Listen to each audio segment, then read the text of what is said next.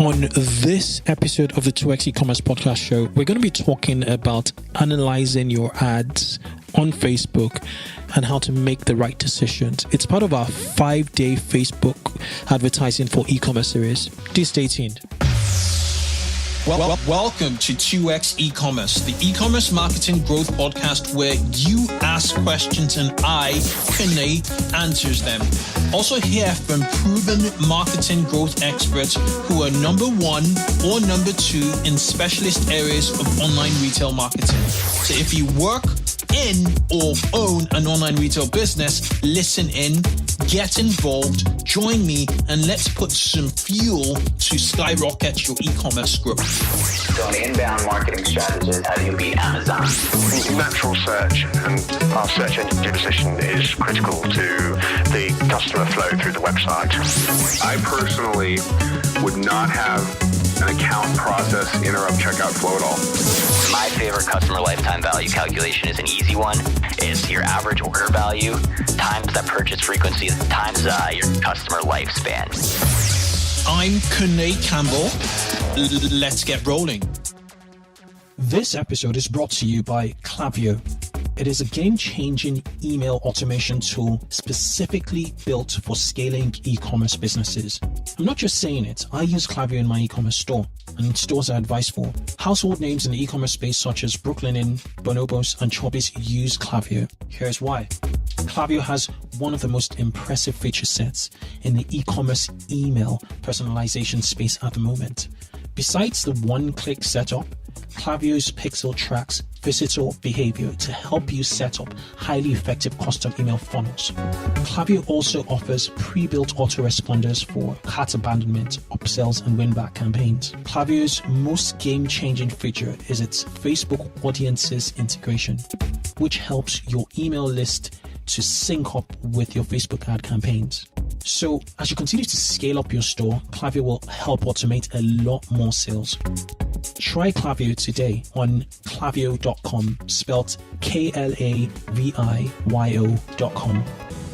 With retail moving online, finding a good domain name has become ever so important. But the challenge is that most decent .com addresses are either difficult to acquire or unavailable. The good news is that retailers now have a powerful alternative with the .store domain name. The .store domain name will be short, relevant, and directly associate your site with e-commerce and retail. Search engines give .store domains the equal attention and importance as .com TLDs. .store domains have already been adapted by top brands such as Emirates. So if you check out Emirates.store, you get to a store there. Jimi Hendrix, so JimiHendrix.store, and F1 Formula 1, F1.store. If you want a short and snappy domain name for your retail brand or your online store, you can now get a .store domain for just £4.99, which is about $6.99, using the coupon code 2XSTORE. That's 2XSTORE on get.store. Just go to get.store in your search engines and use 2XStore. So hi guys, welcome to the 2x eCommerce podcast show, and this is day 5 of our Facebook advertising for e-commerce series. It's a final day. I'm super excited. If you've been listening from day 1 and you've loved what you've heard so far, thank you for tuning in. Thank you for giving me your attention. Or I'm giving you my attention. No, you're giving me, your attention. For giving me your attention, and yeah, I'm hoping you're deriving value from all these tips I'm giving you. I've decided to make this an audio only, series, because a lot of the time, some of the trainings I've had in the past, I've just giving you guys audio recordings of webinars which incorporate very visual elements, and you miss a lot on the podcast. But today's episode we're going to be talking about, I think, one of the most important things in for managing your working ad sets in Facebook, your working adverts on Facebook. How do you make decisions? When do you kill an ad set, or when do you keep it going? When do you scale? How do you do that? But before we start, obviously wanted to say that for this episode really is powered and driven by my media agency. It's a boutique media agency for e-commerce. It's called 2X Media, and what we do, we just specialize in Facebook advertising for e-commerce brands. You have to qualify. We just don't work with anybody. You have to meet our criteria, and we also do a bit of AdWords and lots of video media buying, scaling through. So if you ever need help basically with Facebook advertising or advice, just hook us up on 2xmedia.co. That's 2xmedia.co. Just wanted to plug that in. Shameful plug. But let's jump into the meat of this episode. Here we go. Now, what you really want to do when it comes to analyzing your ads on a daily basis, I think the first thing you want to do is the way you display data on Facebook. It's super important in terms of like the way you display your data. And what I do is I have specific views. I have three major views in the way I display my data. I have a view that within, so these are the columns, when you're looking at your adverts, your ad manager. So when you're looking at your ad sets, these are the columns that's displayed. Or when you're looking at your ads within your ad sets, these are the columns that display. And what these columns give me is instant feedback on the performance of my ads. So I have what I call a cost and ROI focused view, and I'll give you what the columns I look at, and I have what's called like a funnel reporting view. I also have like a daily reporting view. So that view is how I record the performance of my ads on a daily basis. Every other view for me is not important. I'm going to start out with the funnel reporting view because this is what I use by default on a daily basis when I'm just looking and trying to analyze the performance of ads in my campaign. So obviously the first column I would have is my ad set name, just the ad set name. It's important, or your campaign name if you're looking at it from a campaign level. And then what I would add, and sorry, by the way you do it is there's on the top right corner of when you're viewing your campaign, there's a toggle box or a drop down box called columns. And that's what you do. You want to just customize the columns, and then you save these customized columns, as views. So what I tend to do, and I think I'm going to list out this on the show notes. They'll be available in your podcast view. I'm not publishing this to my website yet. So what I start out with is I'd have like my ad set name, and then I follow that up with a budget, so I know which ad sets is spending, and then I look at the delivery. Right. So the delivery just enables me know which have been, approved, disapproved, paused, stuff like that. And then I also look at reach. Reach for me is a very important metric because it gives me the metric on how many people have actually seen, my ads. It's super important for me. Reach is more important than impressions. And then I also look at, link clicks. I look at amount spent. This is the order. Amount spent so far that day. Then website purchases conversion value. The website purchases conversion value basically is what Facebook has picked up from your e-commerce platform to be the total purchases from that ad set. So that's super important. And then right next to it, I have the website purchase return on advertising spend, the website purchase ROAS. You've heard me talk about ROAS and return. For me, this is like a super important metric because it kind of enables me understand, what is going on with Facebook, whether I'm getting my money, back, how much am I getting back? Your ROAS should be, 3 or more. Then we have the cost per website purchase. Obviously, that is calculated by the amount you spent and the number of purchases, as split but divided by the number of purchases. I also have website purchases. I have website add to cart. I have cost per 1,000 people reached, and then I have the cost per 1,000 impressions. They vary slightly by a few cents, but it's always good to just have them side by side.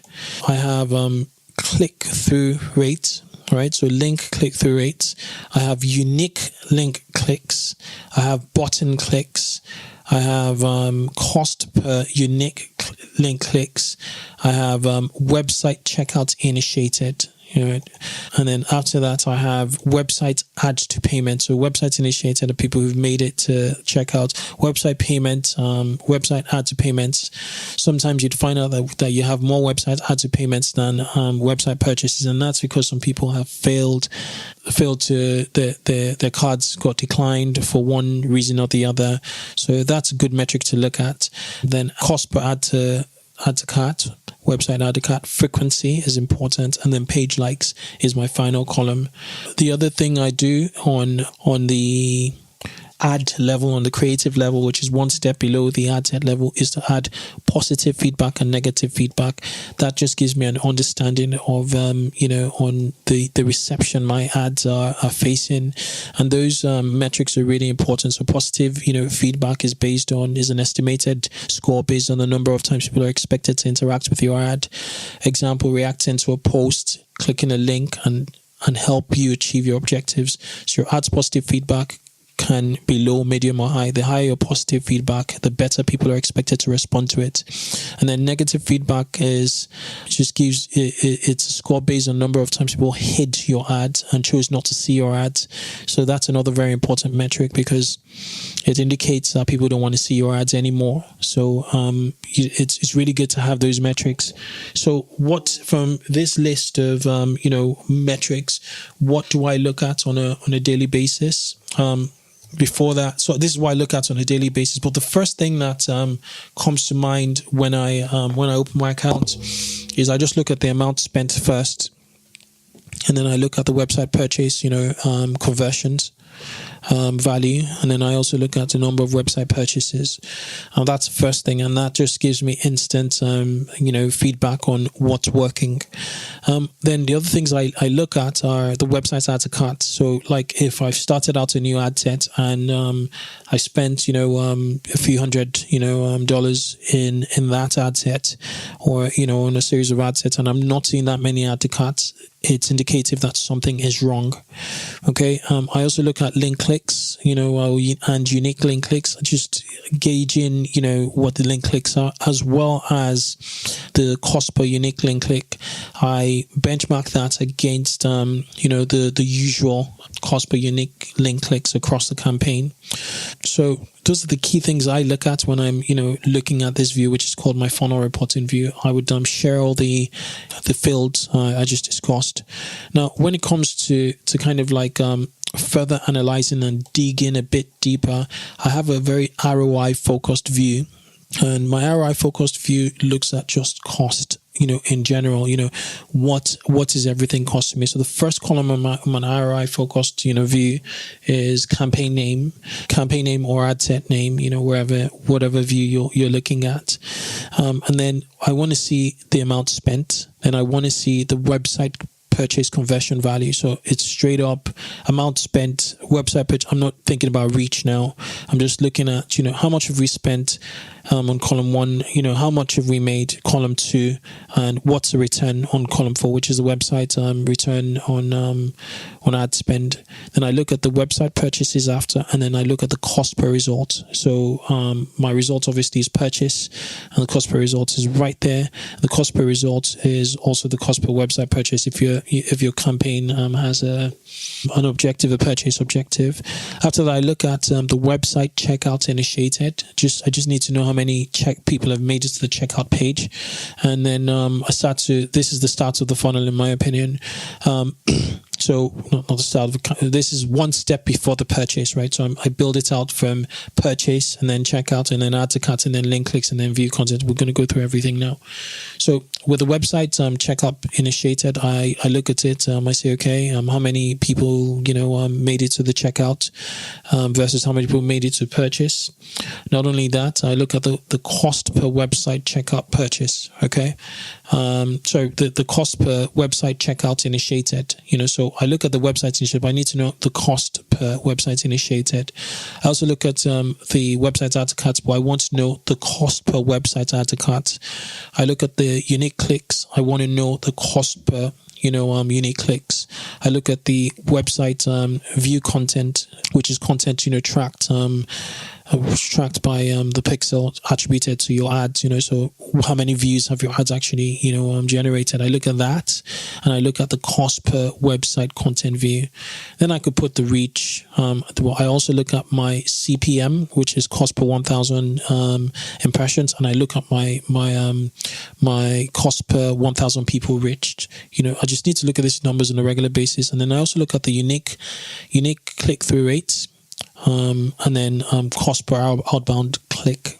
So the unique click-through rates, obviously, I look at that very, very, very regularly. Now, what do you do to make decisions? Whether to kill or keep an ad going. One definitely is the return on advertising spend. My own magic number is about 3, but I can manage sometimes when I'm scaling or when I've scaled a campaign to see a 2, because I know with higher volumes or higher traffic levels, the ROAS, or the return on advertising spend, will reduce over time. So I look at that. I look at the website return on advertising spend as a must. I look at the number of purchases. I look at click-through rates. I also look at the certain cost, right? And I benchmark them. So I'm going to give you certain cost I've set up for one of my accounts. Now it varies across accounts, because if I'm selling furniture worth $2,000 or more, I have a higher threshold than if I was selling wallets for $50, right? So you need to understand your threshold, and you need to determine what your benchmarks are. And I'd implore you to create a spreadsheet and then say, okay, what's my cost per website purchase? What is the best? What is a better? What's a good? You do the same for cost per website checkout initiated. Just look at the entire funnel: cost per website add to cart, cost per unique clicks, cost per content view, and cost per, you could say, 1,000 people reached, right? And then you also look at your click-through rates. You need to have benchmarks. When you have these benchmarks in your head and you know what is the best, what is good, what is better, then you kind of, or what's good, what's better, and what's the best, you kind of understand, what ads to keep and what not to keep. And so in one of my campaigns, my cost per website purchase, my good, is $30, the better is $25, and the best is $20, right? And this is based off on experience on data gathered. The same thing you want to do for, website checkout initiated. So my good is 15, which is about half that of purchase, because I think half of the people who make it to checkout will convert. My better is 12. And my best is 18. Okay. My cost per website add to cart, my good is 4.5 for $4.50.